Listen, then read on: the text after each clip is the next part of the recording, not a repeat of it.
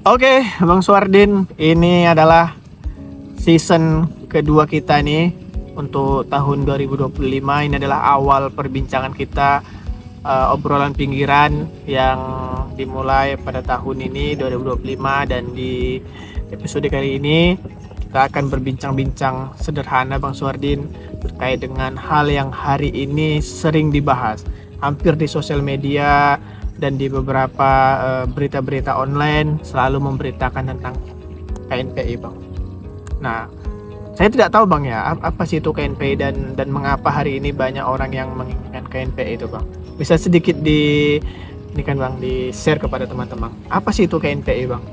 Wah, terima kasih Mas Dian. Tapi pertanyaan kali ini agak mencekam ya. Mencekam. Seolah-olah saya yang bisa mendefinisikan KNPI itu apa. Tapi sebenarnya KNPI itu definisinya ya kepada ADART atau tujuan pembentukannya dulu kan. Tapi saya nggak sampai ke situ. Yang bisa tergambarkan dari saya, KNPI itu ya organisasi yang mewadahi pemuda-pemuda di Indonesia. KNPI itu kan Indonesia gitu. Jadi kalau di daerah, di kabupaten misal ya, ada DPD 2 ya, DPD 2 KNPI gitu. Berarti kalau di kabupaten, KNPI itu ya sebagai organisasi yang Naungi gitu. Ya, menaungi organisasi kepemudaan yang ada di daerah. Seperti itu Mas Dian. Terus kenapa Bang kemudian KNPI ini dinilai orang, sebagian orang menjadi organisasi yang strategis, Bang? Ya, sebenarnya apapun organisasinya itu tergantung bagaimana pengurusnya itu menstrategiskan. Ya kan? Ada juga KNPI itu di daerah-daerah di daerah tertentu bahkan nggak ada kepengurusannya, vakum ya kan. Artinya kan sebenarnya strategisnya suatu lembaga organisasi itu ya tergantung bagaimana eksistensinya di daerah itu. Nah, kenapa KNPI ini kemudian menjadi kita katakanlah tanda kutip menjadi seksi, karena memang KNPI itu menyeluruh, dia menasional Mas Dian. Jadi KNPI itu di setiap daerah itu ada KNPI-nya. Ya kan, KNPI itu mulai dari pusat ada tingkatnya, kemudian ada tingkatan di DPD 1 provinsi, kemudian daerah. Itu udah menasional. Dia itu bermitra sama pemerintah atau gimana Bang? Atau posisinya itu gimana? Ya harus bermitra memang, tapi bukan lembaga organisasi yang di bawah pemerintah, bukan. Ya, organisasi itu ya harus bermitra dengan pemerintah kan. Ya, KNPI memang setahu saya dibentuk udah cukup lama ya, mungkin sekitar tahun 70-an ya barangkali. Kalau nggak salah dulu itu pernah menjadi pengurus ya, mungkin ketua itu kayak Akbar Tanjung, politisi senior Golkar ya kan. Kemudian ya banyak sih pentolan KNPI itu. Ini dia mungkin KNPI itu menjadi menarik ya. Katakanlah alumni atau pentolan KNPI itu banyak menjadi pejabat negara seperti itu, barangkali ya kan. Itu yang membuat KNPI ini menjadi seksi, bisa menjadi batu loncatan atau wadah organisasi yang memang tempatnya mengasah kepemimpinan anak muda. Jadi dibuktikan dengan rekor ya, jejak lama kan, jejak para seniornya KNPI itu yang menunjukkan bahwa orang-orang yang sudah dibentuk KNPI itu cenderung atau mudah kemudian menjadi pejabat publik ya kan, politisi dan seterusnya gitu Mas Dian. Ada pengusaha gitu. Iya. Tapi bagaimana kemudian Abang, itu kan hal positifnya Bang ya. Dan kita lihat beberapa hari lalu viral lah Bang tentang KNPI Sudusalam yang sudah sampai ribut-ribut dan sampai lempar-lempar kursi segala macam. Itu bagaimana Bang? Apa itu dinamika atau gimana sih? Itu jelas lah dinamika dalam organisasi. Hampir rata-rata organisasi itu ya semacam itu kurang lebih ya. Ada yang namanya juga adu argumen, adu pandangan, adu kepentingan juga barangkali ya. Dalam artian bukan kepentingan yang kepentingan cara pandang lah ya, cara berorganisasi ya, sehingga wajar jika terjadi pergeseran. Tapi kan ujung-ujungnya kan ya bermusyawarah, kemudian melahirkan keputusan bersama gitu. Berdamai juga, Bang. Kesepakatan bersama, betul. Keren juga Betul. memang kalau kita lihat nih KNPI ini, Bang. Terus Bang, kalau kita ingin bergabung dengan KNPI atau gimana? Misalnya kita punya organisasi, bagaimana Betul. kita bisa bermitra dengan KNPI itu, Bang? Kalau untuk bergabung KNPI rasa-rasanya mudah, Mas Dian. Tinggal ikut nanti dalam musyawarah itu kan, musyawarah daerah, atau bisa bergabung dari tingkat kecamatan dulu. Oh, dia di tingkat kecamatan, Di kecamatan ada, Bang? ada PK namanya. Nah, nanti bergabung dulu di PK kecamatan bisa kan. Ya, kemudian setelah musda ini mungkin bisa menjadi pengurus ya, otomatis kan udah bergabung itu ya di KNPI. Nah, kalau bermitra dengan KNPI ya sama seperti lembaga organisasi lainnya. Jadi antar organisasi itu bisa saling bermitra buat kegiatan apa misal, atau buat apa ya, tujuan yang sama gitu ya, bisa aja bermitra. Kalau KNPI-nya itu memang ya sedang eksis, sedang aktif gitu.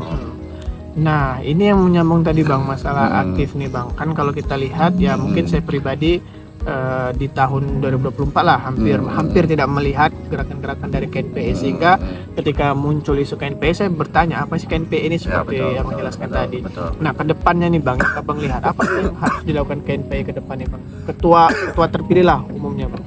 Ya betul. Ya lazimnya ya, atau yang bisa kita lihat, kita kan biasanya itu berkaca ke daerah lain ya, KNPI di daerah lain. Jika di daerah lain KNPI-nya itu aktif, artinya di Aceh Singgil bisa kita aktifkan, ya kan? Betul, memang seperti yang Mas Dian sampaikan tadi, KNPI itu beberapa tahun ke belakang itu tidak aktif, atau bahkan tidak kita dengar gaungnya, tidak kita dengar kegiatan apa yang telah dilaksanakan. Ya, sehingga memang kita katakan ya KNPI Aceh Singkil pada kurun waktu itu tidak aktif. Nah, tapi di daerah lain ada toh yang aktif ya terdekat sebelum salam, ada kadang kegiatan amal atau advokasi masyarakat ya kan, atau mungkin kegiatan diskusi rembuk pemuda ya kan. Artinya di Aceh Singkil di kepengurusan yang baru nanti bisa dilaksanakan itu kegiatan-kegiatan advokasi ya kan, mungkin juga apa ya, rembuk pemuda bisa, atau turnamen olahraga barangkali kan yang identik dengan pemuda itu olahraga ya, seperti itu bisa dilakukan ya, sepanjang komitmen dari apa ya, ketua KNPI terpilih nanti dalam musda itu gitu, Mas ya. Punya visi yang jelas lah, Bang. Ya, dia bisa memanage, kemudian mempengaruhi anggotanya nanti untuk melaksanakan apa ya, kegiatan-kegiatan yang baik di daerah Aceh Singkil ini. Terus yang menjadi kendala selama ini kalau Abang lihat dari kacamata Abang lah, Bang, kenapa kemudian KNPI bisa tidak banyak membuat kegiatan? Ya barangkali gini, Mas Jan ya, partisipasi pemuda itu cenderung rendah ya, minim. Jadi kan nggak mungkin juga ketua sendirian melaksanakan kegiatan, pasti harus ada partisipasi dari anggotanya. Kolektif, Bang. Ya, kolektif. Jadi kalaulah apa ya, kondisinya KNPI kemarin itu nggak aktif, ya berarti kita tarik kesimpulan ya pemuda Aceh Singkil santai. Nah, atau mungkin lagi nyaman di zonanya, atau mungkin terkendala gitu. COVID juga, Bang ya. Iya, nggak bisa gini ya, bahkan hampir rata-rata daerah KNPI-nya aktif di masa COVID. Ada baji-baji masker ya kan, betul. Itu dia.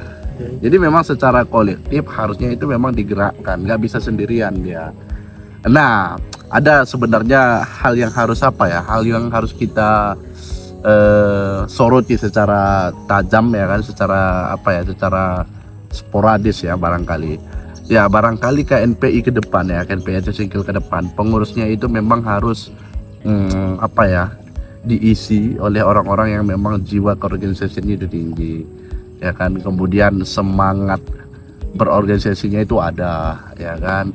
Dan memang orang-orang yang biasa kita lihat di sehari-hari itu orang yang aktif, orang yang hobi berorganisasi. Jadi kalau mereka menjadi pengurus, insya Allah ya, saya yakin Adalah KNPI itu ada ya, ada gerakannya lah, nggak sekedar numpang santai nama. diam ya, nama ada gitu.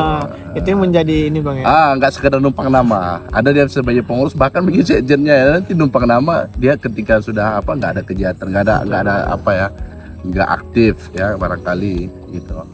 Padahal kalau kita lihat sebenarnya banyak yang bisa dilakukan di 2025 nih Bang ya, terutama untuk program pemerintah terbaru nanti kan. Betul. Pembangunan, SDM segala macamnya. Betul, Tapi yang betul. Abang bisa lihat nanti KNPI dengan pemerintah yang baru nih Bang.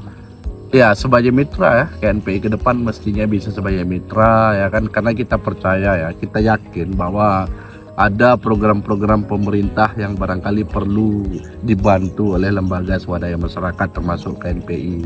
Karena kita katakanlah pemerintah itu punya tangan, barangkali ada tangannya yang tidak sampai atau tangannya yang kurang tepat. Jadi disitulah fungsi lembaga swadaya masyarakat, dalam hal ini KNPI ya kan. KNPI membantu pemerintah untuk menyukseskan itu, untuk membantu itu, seperti itu. Itu sih Mas Lian. Oke Bang, mungkin untuk teman-teman di luar sana ada kesimpulan yang ingin Abang sampaikan terkait dengan organisasi terutama KNPI itu Bang. Ya, kalau kesimpulan rasanya gini Mas Jan ya, KNPI ke depan memang harus kita aktifkan. Siapapun yang menjadi ketua terpilih nanti harus mampu merangkul semua seluruh elemen pemuda itu di Aceh Singkil, kemudian secara bersama ya kan bisa aktif bergerak membantu semangat pembangunan di daerah ini, membantu pemerintah ya kan, membantu lembaga swadaya masyarakat yang lainnya ya, karena memang Aceh Singkil ini harus dibangun secara bersama, termasuk pemuda di dalamnya, dan pemuda Aceh Singkil melalui KNPI harus bisa harus bisa aktif, itu dia ya. Kalau kata Mas, Soekarno 10 pemuda Bang ya, ya. KNPI kayaknya lebih. Kalau kata saya yang terbaru kan, Apa itu? berikan saya 10 orang tua, saya akan saya akan tanam kelapa sawit seluruh Aceh Singkil ya kan. Tapi berikan saya 2 anak muda, saya akan tambah gelas kopi saya. Itu dia. Untuk Tapi berdiskusi. ya maksudnya itu ya, anak muda itu bukan cerita-cerita memperkaya diri sendiri. Iya. Ya, anak muda itu cerita bagaimana dia memikirkan, kemudian membantu eksekusi apa yang dibutuhkan masyarakat. Mengedepankan itu dia. intelektualitas Bang. Yes, that's Oke right. teman-teman, Mas Dian. terima kasih teman-teman. Sampai berjumpa di episode selanjutnya. Siap.